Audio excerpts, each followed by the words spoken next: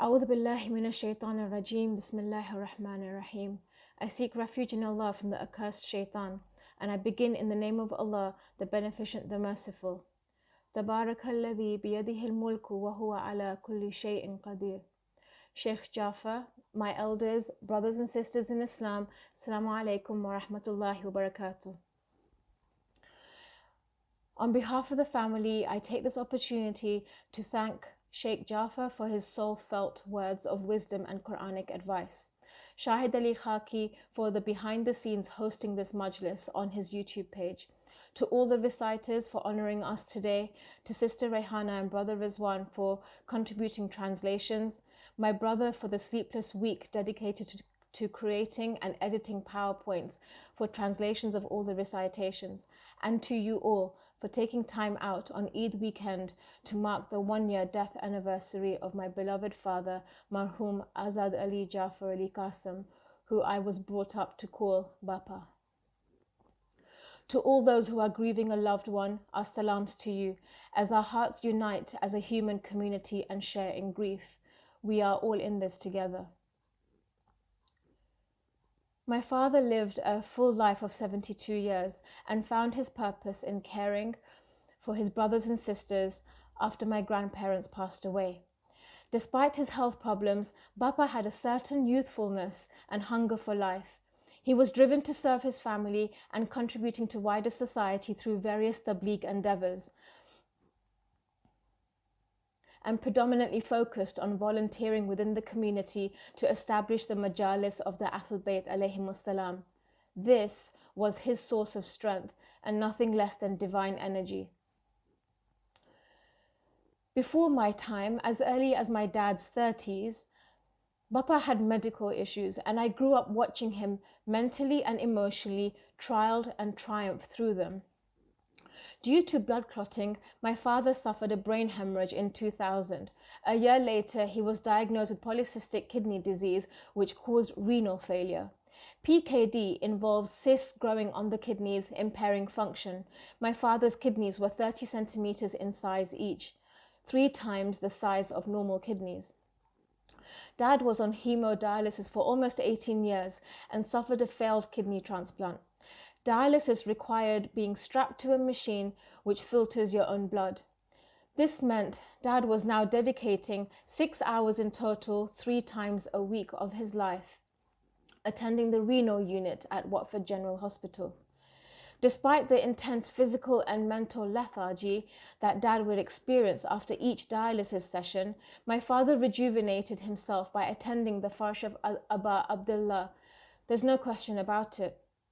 If Tuesdays, Thursdays, and Saturdays were the draining dialysis days, then there was always, in addition to Ramadan, Muharram, Wiladat, Wafat, Wednesday seniors, Thursday night Dua Kumel, Friday Jumu'ah, weekend Fajr Namaz, and the list goes on. That would essentially boost him up and provide that additional energy that would help to fight his lethargy. Last year was the first Ramadan Eid prayer, which did not fall on a dialysis day. But he'd always attend regardless and then rush off to the hospital for his dialysis session. As a family, we were fortunate to have traveled across the world. But after the start of my dad's dialysis, it wasn't so easy. However, this didn't deter him, as once he found where the dialysis centers were abroad, he could arrange the dialysis sessions there. So over the years, we traveled to Mombasa several times. He went to Turkey with seniors and arranged his own dialysis there. I was personally blessed to accompany Dad to Syria 1 year, where we arranged dialysis, as well as Hajj. Again, dialysis was arranged by Brother Habib at Hajj tours. Last year, as a family, we traveled to Iraq in January, where my father had dialysis in most of the cities there, arranged by Brother Muhammad Raza Jafar of Alawi Travel. Dad's dream of Hajj and Ziyarat to Iraq had come true through Hajj tours and Alawi Travel, and we are forever indebted to them for supporting Dad to fulfill his dream and accommodating his medical needs during these intense trips. For the last 5 years or so, my father had a heart condition, a constricted valve and a leaky valve. While these were severe, the cardiologist agreed that surgery would be a deadly option, though he had no symptoms showing. Over the 18 years between the family and I, we would accompany Dad to his doctors and hospital appointments. And Dad would simply be congratulated by the doctors. They would tell him that he was a walking miracle. My father would just be smiling and jovial all the time. Dad was a lover of the ithal-e-thawaab, and volunteering for Majalis and tabligh was in his blood. My grandfather, Marhum Azadali Jafferali Kassam, passed away in Dar es Salaam in 1962. Baba took charge of the Husseini Society as well as ithal-e-Askari opposite his home at the time in Libya, Sultan Street. This included organizing Julus procession from ithal-e-Askari to ithal-e-Abbas and a variety of other roles such as Cub Scout Master at Chungani grounds. After that, my father moved to Leicester in 1966, and the Majalis were being held at the family home every Thursday night, where my grandmother, Marhuma Ruqya Bai Kassam, would prepare biryani and tabarruk. There is a brief history of the first settlers in founding Leicester Jamaat, which started in 1974 with the purchase of 172 Mere Road, where my father later became president of the Jamaat. He would also recite nohas and qasidas, run madrasa, and lead Eid namaz. He also facilitated the establishment of the first resident alim there as well. In the late 80s, we moved to London. As the firstborn, I was 3 years old at the time, and so for just over 30 plus years of my life, my father had enjoyed initially Mehfil Ali in North Harrow and then Hujjat Stanmore as his communities. They provided a place of solace and rejuvenation for him to continue serving. That was his main purpose, and that would help him overcome other challenges he faced in life. Dad's love for serving the community was his thrive. Dad played many key roles in Hujjat Stanmore, and from assistant secretary to Mukhi, wedding registrar, his love for reciting Marthia and Qasida in Fada'il of the Ahl Bayt, to vice and then chairman of seniors, and of all, he is remembered most for the Marthia he would recite and the dua that he would remind us to recite during Ramadan just before breaking the fast. Watching my father as I grew up, I witnessed a profound sense of serving his community, a very profound love.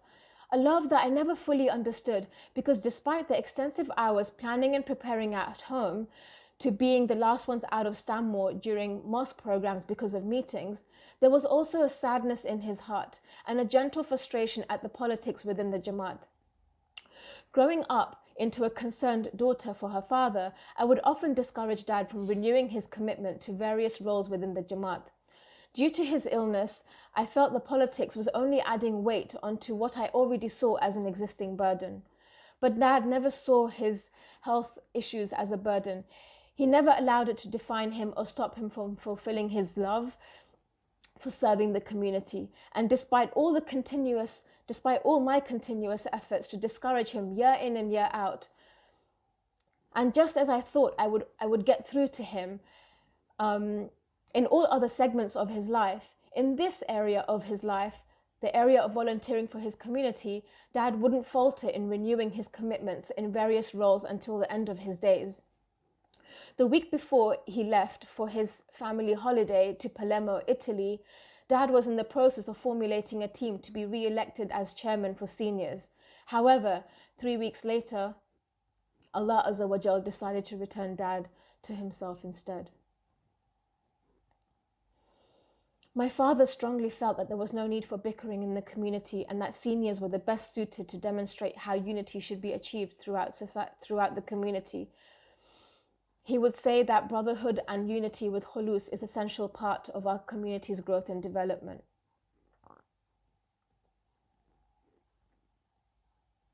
Dad had attention to detail and found other vital things of importance too.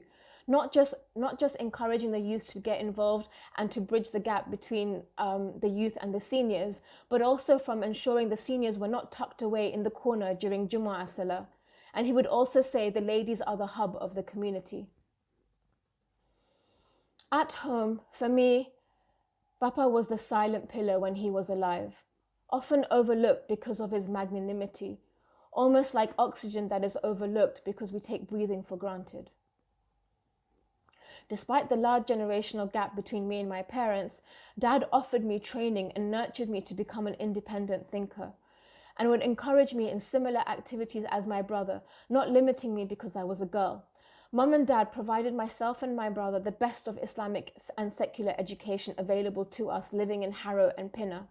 From Saturday workshop to Sunday madrasa, Al-Khoyi school to Waqf grammar, to social, sports, after school and weekend activities and summer camps, the list goes on.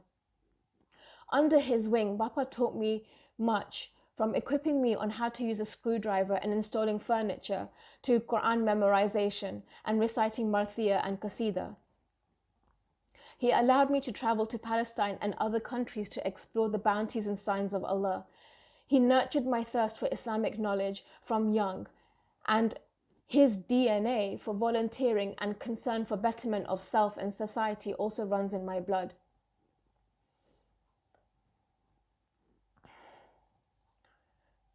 Dad and I were sometimes like chalk and cheese. He was very timely and I was always running late. Dad used to work as a BT technician, and his office was based in Watford near Market Street. And I used to be schooled at age 11 at Waqf Grammar Girls' School. So for the one whole year before my brother later joined the boys' school, myself and my dad would travel together in the morning. Dad was always late for work. I recall one of the first profound stories he taught me in my adolescence that was in the car in the rush to office. The conversation between father and daughter, Imam Ali and Lady Zainab. When Imam Ali asked his daughter, "Do you love me? How can one heart have two loves?" For which Lady Zainab is said to have replied, "I love Allah and He has commanded me to love you. This is how one heart can have two loves." I was too young to understand the depth of this story, but Dad anchored simplicity of Tawheed from young.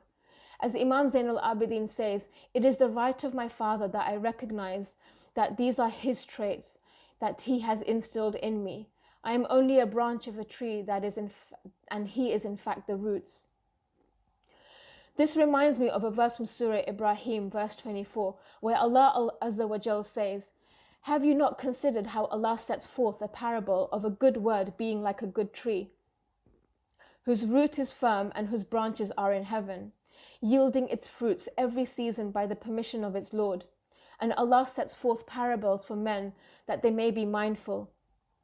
Upon reflection, it feels like this verse can be made so applicable and is so relevant to the nurturing and the tarbiyah that parents do for their children.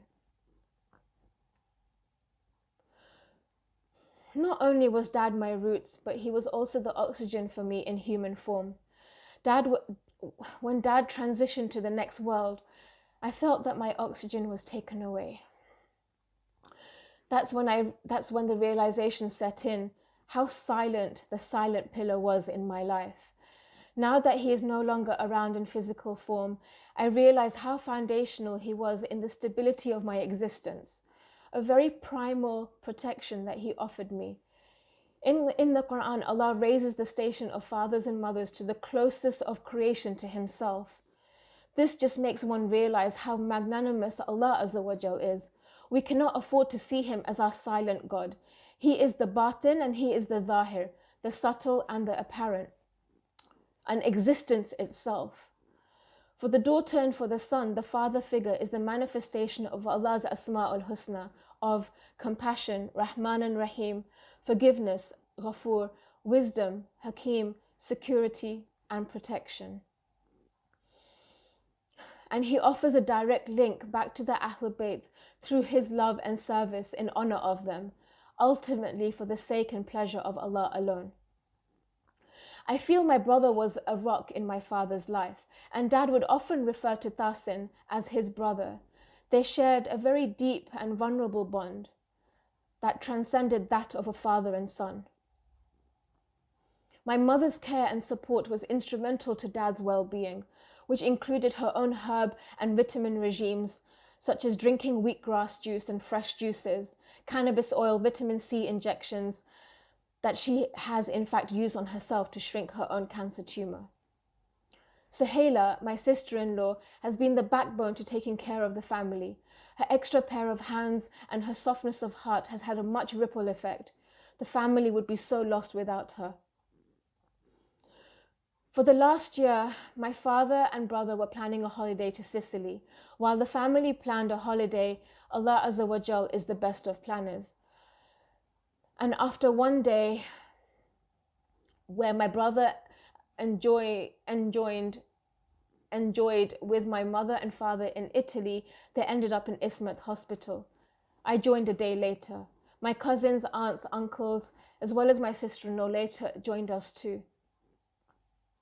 Dad overcame every hurdle of septic shock, which even later included a minor stroke, cardiac arrest, and then multiple organ failure, all caused by an infection of the damaged heart valves, until such that his time had arrived to return to his Lord. On July 30th, 2019, in Palermo, Italy, at Maghrib Adhan, my father's heartbeat stopped as he returned to his Lord with the echo of Adhan and Talqeen. My father and my family and I experienced a subtle energy in the room and felt my dad's soul leave. It was a beautiful experience, to say the least, and a confirmation that there is more to this world and this life than what meets the eye. We managed to repatriate Dad's body back to London to fulfill his burial rites. As unconventional as it is in the Khoja community for women to attend and take part in the burial and cemetery proceedings, Dad nurtured me at home to be culturally unconventional and valued women's participation and inclusion in the home, in society, and in religious settings. My father really has set the highest standard of how to keep surrendering to Allah Azza wa Jal in face of tribulation, because he just embodied lightness and smiled all the way through what others would define as suffering or difficulty. He reminds me when Lady Zainab would say after Karbala, "Ma ra'aytu illa jamila," I see nothing but beauty. Dad was a forward thinker, and many would confide in him. From family to community members, Dad had a beautiful sense of wisdom and would bring things back to its basics. Any grievances that were brought to him, he would transmute them into goodness and light. He wouldn't take them to heart or personally. He would address them compassionately and was ever forgiving.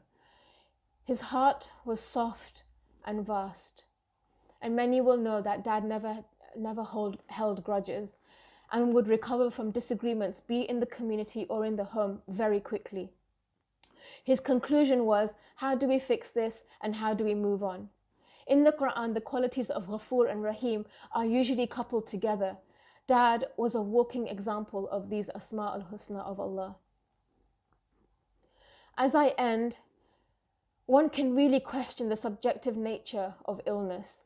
It seemed he was healthier than I. In adversity, he smiled. On weekends, he attended Fajr Salah. When I would struggle to wake up just to recite at home, he would be going to mosque in the cold. He was larger than life in terms of volunteering and ever fulfilling duties in the home and in society. Despite his illness, his productivity in life was sky high. I believe that Dad has trained us to develop a connection with him beyond the label of a father and beyond the physical world. We learnt through COVID that we can connect virtually with each other through technology. But our connection with our marhumeen and with Bapa is at the level of our souls. Allah has breathed His ruh. Allah has breathed into our ruh. So our connection with each other is truly beyond space and time, at a level of thought, heart, nur, light, that Allah has put into each and every one of us. Our parents sacrificed their entire lives for us, and it is to them we are forever indebted to their love and their teachings. Lastly, there is a verse from Surah Maryam which Allah dedicates to Prophet Yahya because of his tenderness, his purity, his dutiful nature to his parents, and he was obedient. This verse captured me in Italy last year when Dad was on his deathbed. And I pray that Allah Azza wa Jal also recites this verse upon my dad and upon all our marhumin. Bismillahir Rahmanir Rahim. وَسَلَامٌ عَلَيْهِ يَوْمَ وُلِدَ وَيَوْمَ يَمُوتُ وَيَوْمَ يُبْعَثُ حَيًّا. Surah Maryam, verse 15. And peace be upon the day he was born, and on the day he dies, and on the day he is raised to life. Let's end with the Surah Fatiha for all our marhumin. Assalamu alaikum wa rahmatullahi wa barakatuh.